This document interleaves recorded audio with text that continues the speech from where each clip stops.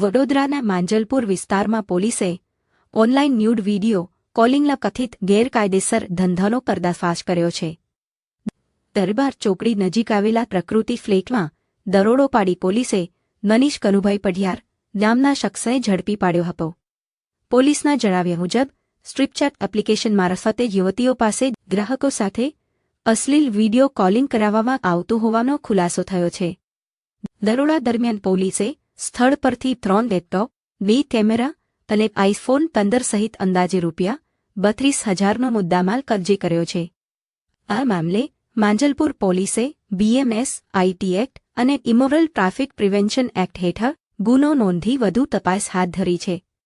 Police તપાસમાં આ કથિત રેકેટ સાથે અન્ય કેટલા લોકો સંકળાયેલા છે અને સમગ્ર નેટવર્ક કેવી રીતે ચાલતું હતું કે અંગે વધુ વિગતો સામે આવી શકે છે.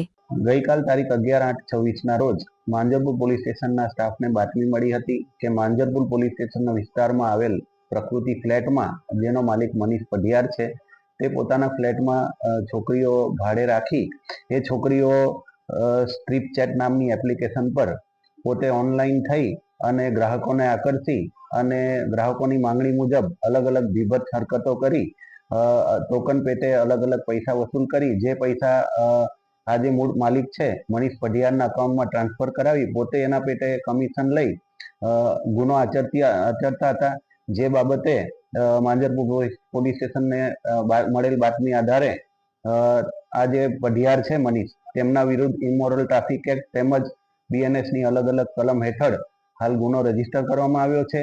આરોપીની ધરપકડ કરવામાં આવી છે અને આ કેટલા સમયથી આ ગુનો આચરી રહ્યો છે એ વગેરે મુદ્દાઓ પર પોલીસ તપાસ ચલાવી રહી છે. હાલમાં કુલ 1 આરોપીની ધરપકડ કરવામાં આવી છે અને એની જોડે કોણ કોણ બીજી યુવતીઓ ભોગ બનનાર છે એની પણ પોલીસ તપાસ ચલાવી રહી છે.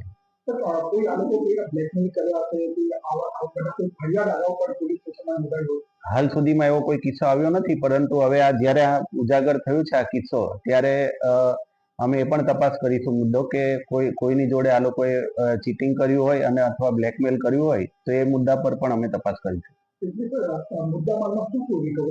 મુદ્દામાલમાં જે આ ફ્લેટ છે ત્યાંથી અમને 3 લેપટોપ, 1 મોબાઈલ ફોન અને ઓનલાઈન હરકત કરવા માટે કેમેરા મળી આવ્યા છે. એ બધું પોલીસે જપ્ત કર્યું છે.